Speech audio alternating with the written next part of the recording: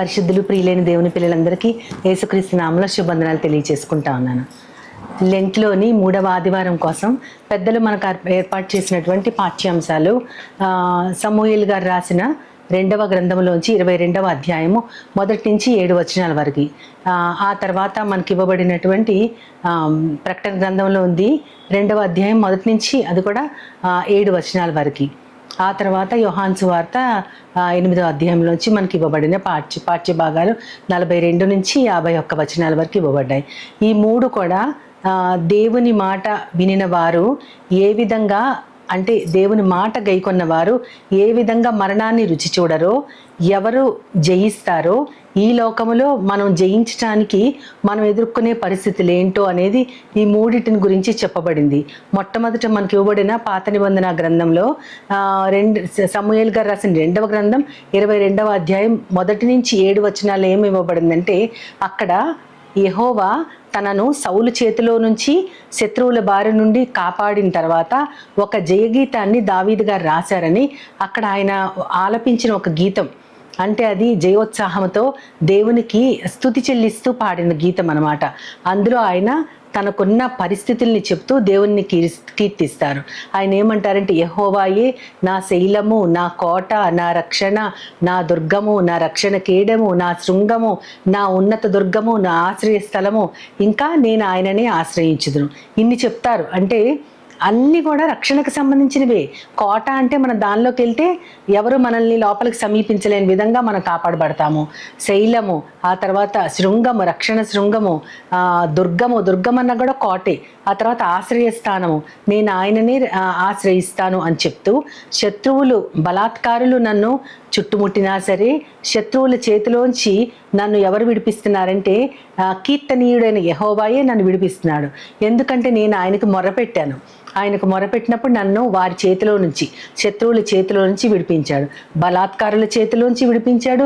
శత్రువులు నన్ను చుట్టుముట్టినప్పుడు కూడా విడిపించాడు. అంతేకాకుండా పాతాళపు పాశములు నన్ను అరికట్టాయి, అప్పుడు కూడా దేవుడే విడిపించాడు. మరణపు ఉరులు నన్ను చుట్టుముట్టాయి, దానిలోంచి కూడా విడిపించాడు. భక్తిహీనులు వరదలాగా పొంగి పొర్లి నా మీద పడిపోయారు, అప్పుడు కూడా దేవుడే నన్ను కాపాడాడు. ఇన్ని విధాలుగా దేవుడు కాపాడాడు. ఆయనకున్న ప్రతి శ్రమని చెప్పాడు. శత్రువులు, బలాత్కారము, అపజయము, పాతాళపు పాశములు, మరణపు ఉరులు, భక్తిహీనులు వరదలాగా పొర్లి రావడం, 6 కష్టాలు ఆయన చెప్పారు. శ్రమ అన్నది కూడా చెప్పారు. 7 మొత్తం 7 కష్టాల్లోంచి కాపాడిన దేవుణ్ణి ఎన్ని రకాలుగా కీర్తించారు. అంటే ఇక్కడ దావీదు మహారాజు గారు గొప్ప, ఆయన దేవభక్తుడే కాకుండా చాలా గొప్ప రాజు. 40 సంవత్సరాలు ఇశ్రాయేలీల్ని పరిపాలించిన రాజు. సౌలుని తృణీకరించి దావీదుని తన హృదయాన్ని బట్టి ఎంచుకున్న దేవుడు. ఆయన యొక్క హృదయాన్ని చూసి ఇతనే కాబోయే రాజుని దేవుడు మాత్రమే ఆయనని ఎంచుకున్నారు, అభిషేకించారు. చిన్నతనంలో అభిషేకించి చాలా సంవత్సరాలు అయిన తర్వాత ఆయనకు ఆ సింహాసనం దక్కింది.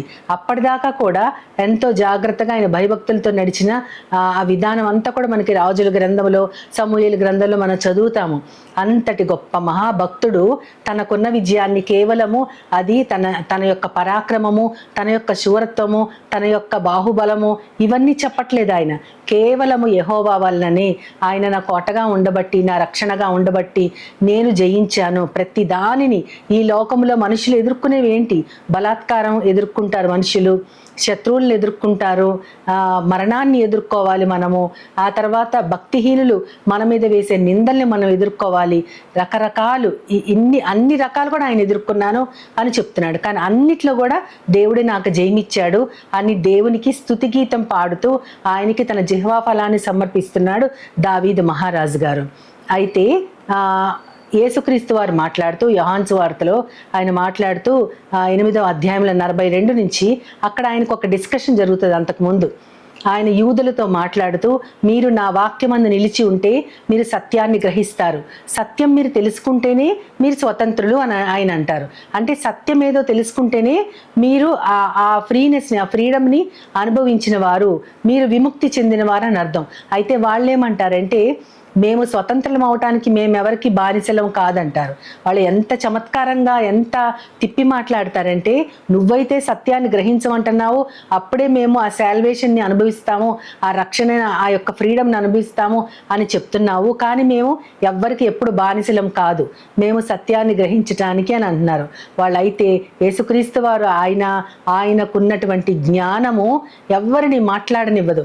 అందుకే ఎంతోమంది అధికారులైన వారు, పరిసయ్యులు ఆయన జ్ఞానాన్ని బట్టి అధికారము కలవాని వలె ఈయన ఎలా మాట్లాడుతున్నాడు, ఇంత జ్ఞానము, వడ్రంగి కుమారుడైన ఇంత జ్ఞానం ఎక్కడిది, మన మధ్యనే తిరిగాడు, అయినా సరే ఇంత అధికారం కలవానిలాగా ఎలా మాట్లాడుతున్నాడని ఎప్పటికప్పుడు వారు ఆశ్చర్యపోతానే వచ్చారు. ఆయన ఏమంటాడంటే, మేం బానిసలం కాదన్న దానికి, కుమారుడు ఒక్కడే ఇంటి మీద అధికారి, మీరందరూ కూడా ఆ ఇంటిలో నివసించేవారు కాదు, కుమారుడు ఒక్కరే ఈ ఇంటిలో నివసించేవాడు, ఆ ఇంటిలో నివసించేవాడు మాత్రమే మిమ్మల్ని స్వతంత్రులుగా చేయగలడు. అంటే నేను కుమారుడు అంటే ఆయనే కుమారుడు, నేను మాత్రమే కుమారుడిని, దేవుని ఇంట్లో ఉన్నవాడిని నేనే. మీరు విమోచించబడాలి, విముక్తి చెందాలి అంటే మీరు కుమారుడి మీదే ఆధారపడాలని చెప్తారు. అయితే మేము అబ్రహాము సంతానం అని వారు అంటారు, కానీ ఆయన అంటాడు, మీరు సత్యంలో నిలిచిన వాళ్ళైతే నేను చెప్పిన మాటల్ని గ్రహిస్తారు.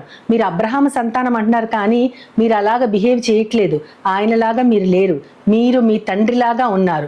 నేనైతే నా తండ్రి దగ్గర చూసిన సంగతుల్ని మీకు చెప్తున్నాను, మీరైతే మీ తండ్రి దగ్గర విన్న సంగతుల్ని మీరు జరిగిస్తున్నారంటారు. అంటే నా తండ్రి వేరు, మీ తండ్రి వేరు అని ఆయన మాట్లాడుతున్నారు.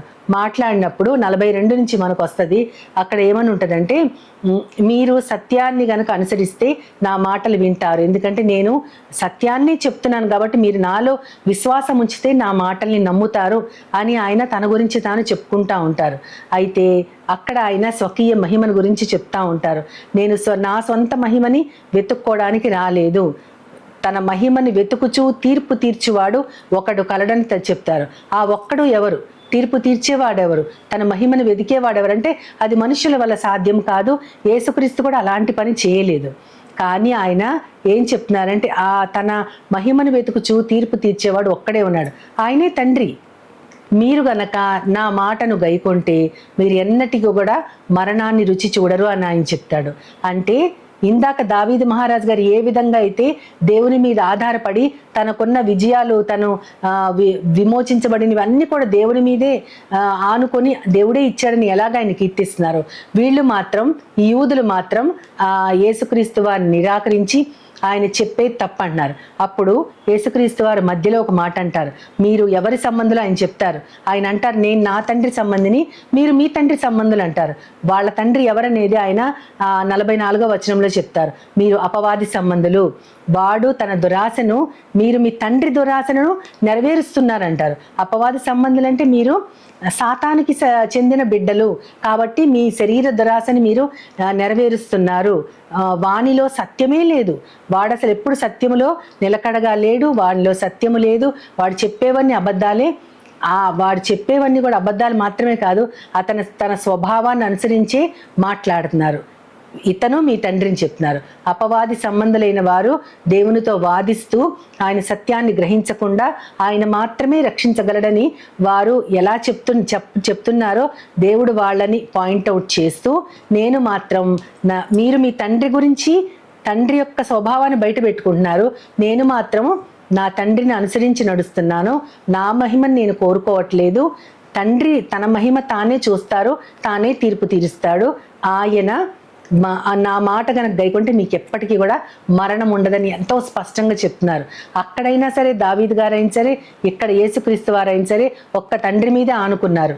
అక్కడ ఇరువురు, ఆ భక్తుడు ఆయన మనుష్యుడై ఉండి, రాజుగారి అయినా ఆయన మనిషి, కానీ ఇక్కడ యేసుక్రీస్తు వారి దైవకుమారుడు, దైవకుమారుడై ఉండి తన తండ్రి మీద, దైవమై ఉన్న తానే తండ్రిగా ఉన్న దేవుని మీద ఆనుకున్నాను, ఆయనదే మహిమ, నాది మహిమ కాదు, నేను అసలు నా మహిమను వెతుక్కోవట్లేదు ఆయన చెప్పారు. కానీ మనుషులైన వారు తమ మహిమను ఎలా వెతుక్కుంటున్నారో యూదుల ద్వారా మనం చూడొచ్చు. వాళ్ళు దేవుని, యేసుక్రీస్తునే తిరస్కరించి మేము వ్యభిచారం వలన పుట్టిన వాళ్ళము కాదు అని యేసుక్రీస్తుని ఒక మాట అంటారు. ఆ మాట ఎంత భయంకరంగా ఉంటుందంటే, నువ్వు సమరయుడివి, నువ్వు దెయ్యం పట్టిన వాడివి అంటారు. యేసుక్రీస్తుని సాధారణ మనుషులమైన మామూలు మనుషులను కూడా మనం అలాంటి వాటిలో దెయ్యం పట్టినవాడు. సమరయుడు అంటే అక్కడ దేవుడు మొట్టమొదటిలో సమరయుల్ని సెపరేట్ చేశారు. వారు అప్పటికీ కూడా యేసుక్రీస్తు వచ్చిన కాలం వరకు కూడా వారి దేశంలోంచి యూదులు ఎప్పుడు వెళ్ళరు. ఎందుకంటే వారిని అంటరాని వారిగా, దేవుడి చేత శపించబడిన వారిగా, వెలివేయబడిన వారిగా చూస్తారు. అలాంటి వాడివి నువ్వు, నిన్ను అసలు వెలివేయాలని అర్థం. దెయ్యం పట్టిన వాడు, మేము వ్యభిచారం వలన పుట్టిన వాళ్ళము కాదు, మాకైతే తండ్రి ఉన్నాడు, నీకు తండ్రి లేడు అని దాని అర్థం అనమాట. ఆయన్ని ఎంత దూషించినా సరే ఆయన ఒక్కటే చెప్పాడు, నా మాట గైకొంటే మీరు మరణాన్ని ఎన్నటికీ రుచి చూడరు అని ఆ 51వ వచనంలో ముగిస్తారు. దీనిని మనం ఆలోచించగలిగితే దేవుని మాటే మన విజయానికి కారణం. మనము ఏ పదంలో నడిచినా విజయాలు ఇచ్చేది మాత్రం దేవుడే. ఆయన మాటని కనుక మనం హృదయానికి తీసుకుంటే మనము చనిపోమంటే అది భౌతికంగా కాదు, ఆత్మీయ స్థితి ఎప్పుడు పతనము కాదు అని అర్థము. ఇదే దేవుడు ప్రకటన గ్రంథంలో అంటే రాబోయే ఫ్యూచర్లో జరిగేది ఆయన చెప్తా ఉన్నారు. అక్కడ 2వ అధ్యాయంలో ఆయన ఎఫెసు యొక్క సంఘపు దూతకి నువ్వు ఇలా చెప్పని చెప్తా ఉంటారు. యోహాను ద్వారా రాయబడిన ప్రకటన గ్రంథంలో ఎఫెసు సంఘపు దూతకి నువ్వు ఇలా చెప్పు.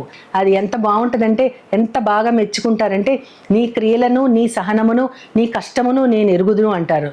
అంటే నువ్వు నీవు చేసిన పనులు, నువ్వు పడ్డ కష్టము, వీటన్నిటిని కూడా నేను గమనించాను అని చెప్తూ ఆయన, నువ్వు అపోస్తలులు కాకుండానే మేము అపోస్తలు, మేము ఎవరైతే అబద్ధం ఆడుతున్నారో వాళ్ళని కూడా నువ్వు గుర్తించావు, వాళ్ళని నిరాకరించావు. ఇవన్నీ బాగానే ఉన్నాయి.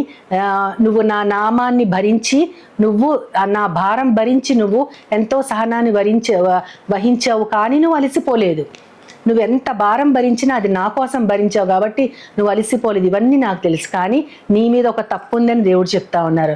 నాకు ఇది చాలా అద్భుతంగా అనిపిస్తూ ఉంటుంది.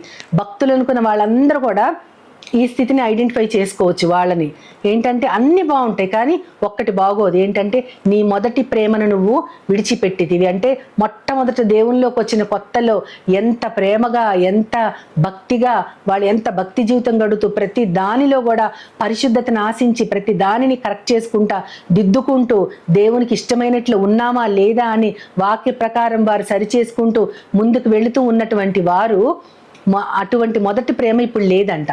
నువ్వు ఏ స్థితిలోంచి పడిపోయావు గమనించుకుని మళ్ళీ మారు మనసు పొంది నీ మొదటి క్రియలు చెయ్యి. నువ్వు మొట్టమొదట దేవునిలోకి వచ్చినప్పుడు ఎంత భక్తిగా, దేవుడు అంటే ఎంత ప్రేమగా, హృదయపూర్తిగా దేవుని ఎంత ప్రేమించావో, మనుషులను కూడా అలాగే ప్రేమించావు చూడు. అంతటి భక్తి, అంతటి ప్రేమ ఇప్పుడు నీలో లేవు అని దేవుడు తప్పు మోపుతున్నాడు. అది నువ్వు సరి చేసుకో, లేకపోతే నేనొచ్చి నీ దగ్గర నుంచి నీ దీపస్తంభాన్ని తీసివేస్తానంటారు. దీపస్తంభము అంటే ఏంటి? నక్షత్రము అంటే 7 నక్షత్రాలు చేతిలో పట్టుకొని ద్వీపాల మధ్య తిరుగుతున్న వాడని ఉంటుంది. 7 నక్షత్రాలు అంటే నక్షత్రం దారి చూపించే వెలుగు, అంటే కాపరులు. సంఘాల్ని కాపలా కాసి సంఘాల్ని జాగ్రత్తగా చూసుకునేవారు కాపరులు. వాళ్ళు ఆ నక్షత్రాలు.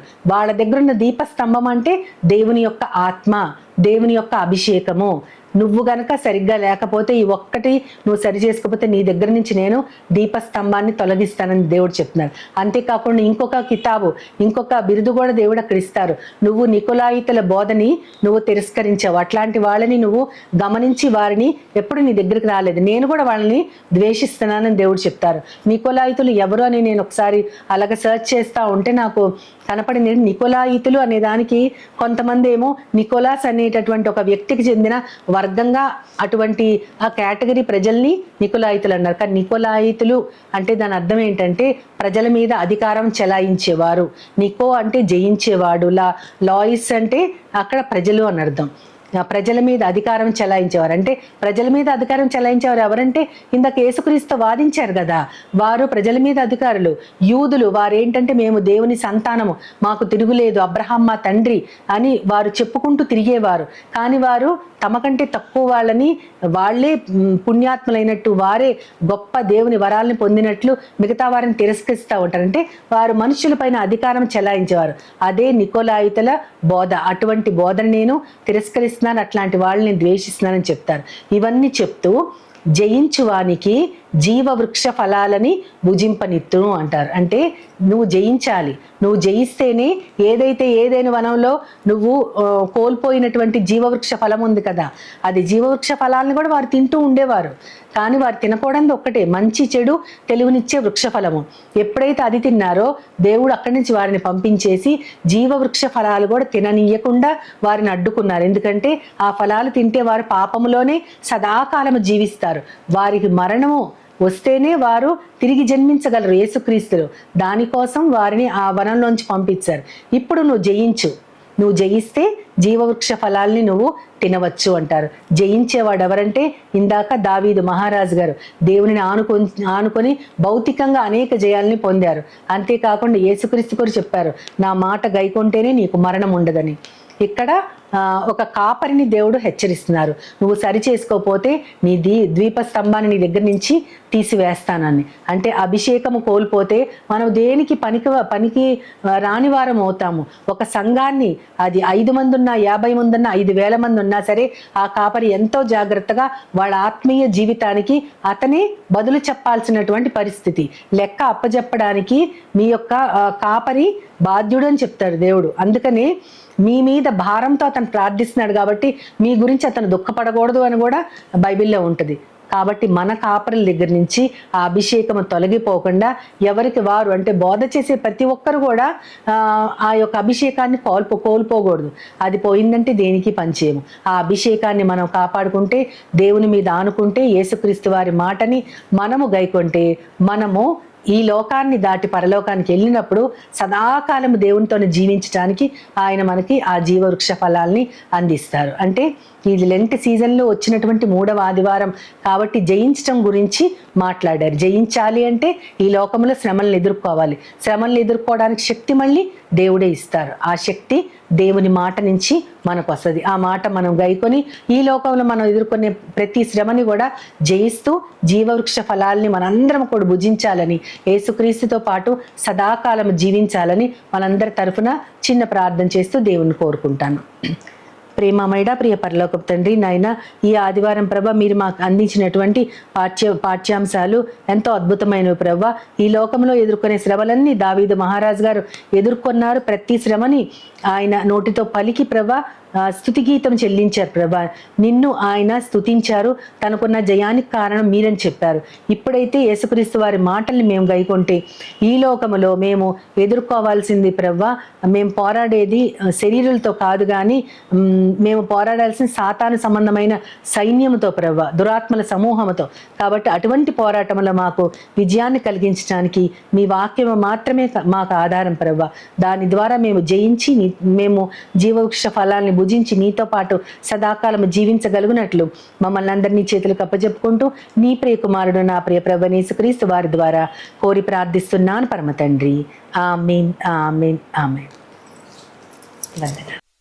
As Jesus now, He's always near.